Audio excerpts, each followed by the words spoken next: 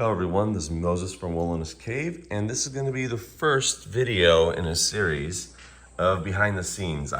Probably the most requested video I've been asked for over the years on can you do behind the scenes content, Moses, on what you're working on, what your workstation looks like, how your solo play area looks like, your solo RPG play area looks like, etc. So I did a little bit of that in Dragonbane, like you saw how I set things up in my Dragonbane series. I'll show that in the video right now. I'll link to that. But right now, what I'm showing you is three things going on. This is how I work. I don't know why I work this way. I work best this way, really. I have my favorite board game. I have all the cards, all the boxes, everything, Dune Imperium. So I have this on the recent tablet that I purchased, and the pen, due to Patreon members. Thank you, by the way. So reinvesting back into the channel, because due to this, I'm able to draw stuff like this. So I could draw that by hand as well, but it's very hard to make the white background out because it's on paper, and I can't find white paper. Most white paper is Xerox, so usually there's a little yellow tinge to it, so it's hard to take that out when I'm putting it into my products, my drawn products. And yes, I'll get to these two things in a moment. So I play Dune Imperium.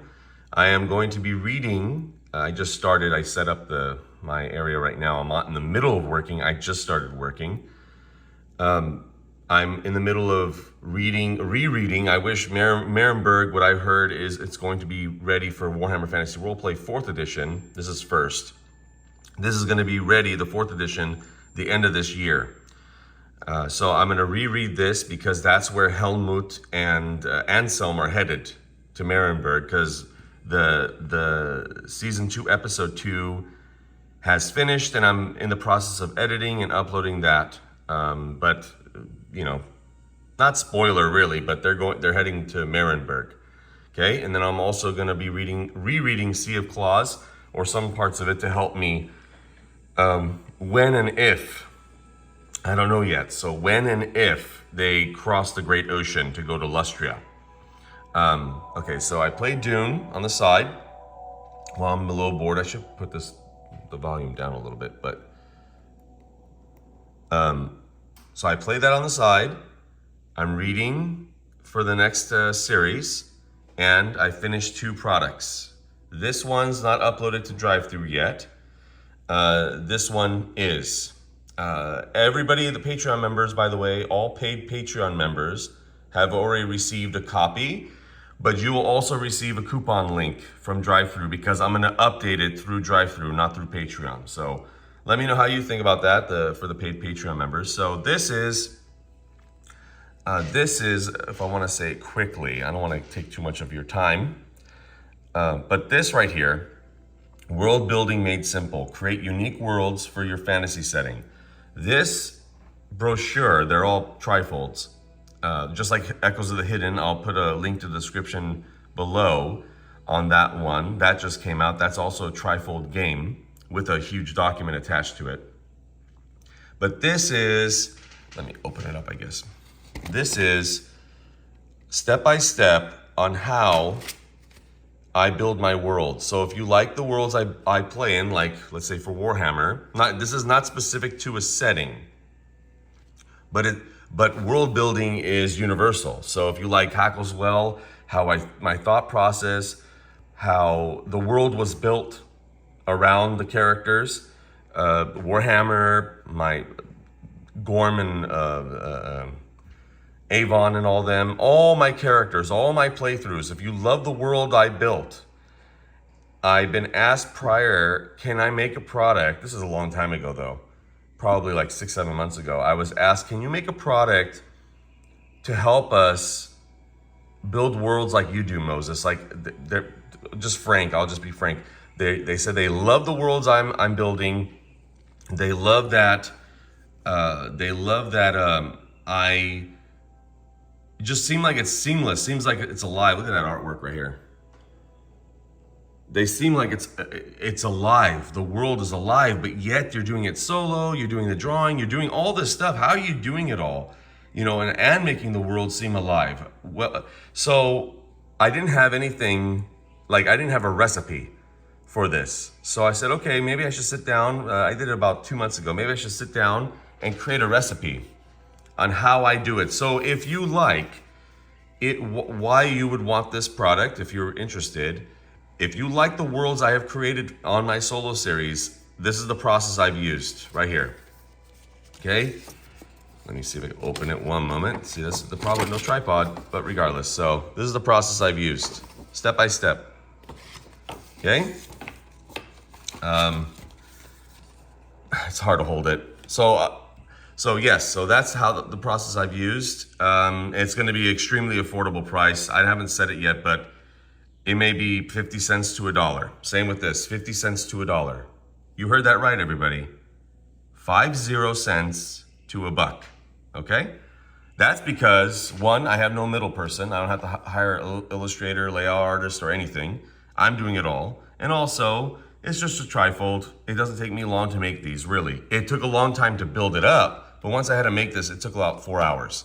Okay, now this, so that's what this is, world building made simple.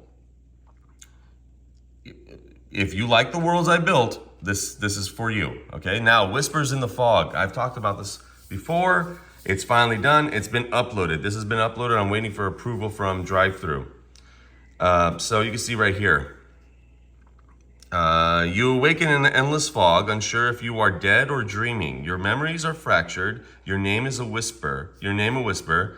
As you wander, you may uncover who you were or become something else entirely. So then I put this extra rule here in the front because to be honest, I ran out of space inside. So this is a little extra thing to start with. Okay. Let's see here. And I love the cover from Canva. So this is what it's going to look like inside.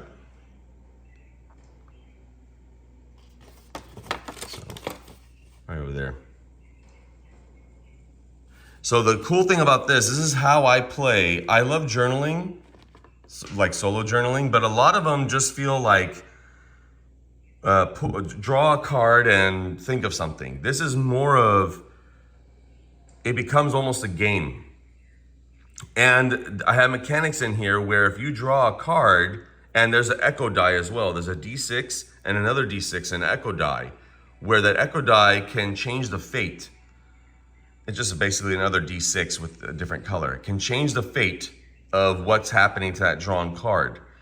And sometimes it could tell you, like a prompt will tell you, you need to go to previous journal entries and strike out, meaning it's fading, the memory is fading, or erase meaningful words, or highlight meaningful words. That means it's a core memory. That means you'll never forget it. So let's say if you wrote down your daughter's name. Let's say it's for Hackleswell. I don't know if I'll do it, but maybe I will do a little solo series just to demonstrate the process of this. And I play as Hackleswell, okay? Because I'm not going to say more into that. I don't want to give any spoilers. So I play as Hackleswell, and I play this. And let's say I write down Hackleswell's daughter's name. I don't think I ever gave her a name yet, but Hackleswell's name in my journal entry, and I roll a bad roll, and I don't have that many meaningful words. And one of the words, let's say I have to strike out 3 words.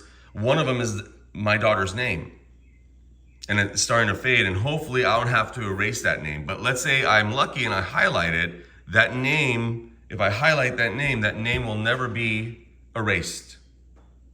And you'll slowly find out, like, things will come into premonition, like they'll come into your vision of, like, you're in a fog and all of a sudden a door, those random words, a door shows up, and now you're in a tavern. You're in a tavern back in outskirt.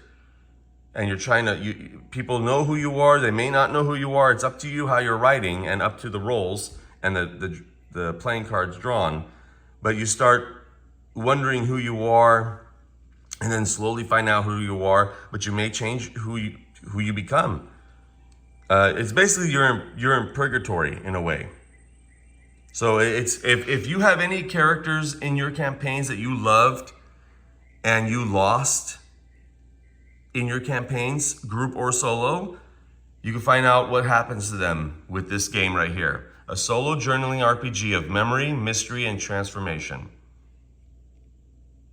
So yeah, those are the 2 things. This is my behind the scenes, how I start when I have a little bit of a time off, if that ever happens, this is how I set up. I read, and when I review, and then if I get a little bit, okay, Moses, I need to stretch, I need to take a break, I play a game. And this is how I work. And this is part of my process of being more efficient and more effective, and this is why I put out so many products. Another reason why I don't have to wait on anybody. I want to do something, I create it. I need drawings, I draw it. I need something, I do it. I don't have to wait for emails or etc. Okay, so this is the first episode of this, behind the scenes. Let me know what you think and what questions you want me to answer while I'm doing this. So later on, I'll show other products I'm doing right now. I have a lot of products in the pipeline right now, so I'll put something up there, or I'll put a book that I'm reading, maybe a Warhammer book or Dungeon World or something where I'm reading and I'm working, etc. All right, everybody. Happy gaming. Bye.